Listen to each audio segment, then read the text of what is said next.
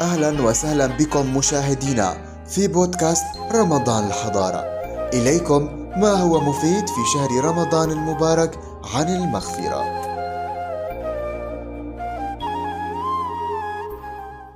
الإحسان بالوضوء بركة.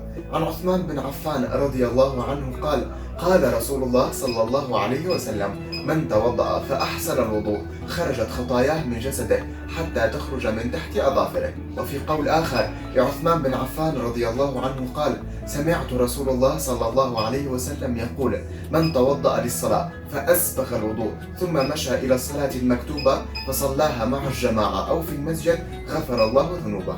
هذه الأحاديث الشريفة أخبر النبي عليه الصلاة والسلام أن إسباغ الوضوء والمشي إلى المسجد والصلاة في الجماعة من أعظم الأمور التي تؤدي إلى مغفرة الذنوب وسببا لجلب الأجر والثواب ورفع الدرجات، وكما أنه سببا في محبة الله لعبده.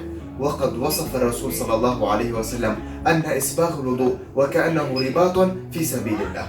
فلنحسن الوضوء ونصلي في الجماعة حتى يغفر الله ذنوبنا في هذه الأيام الفضيلة. دمتم بخير وإلى لقاء آخر. فوزير بودكاست رمضان الحضارة، أجب واربح.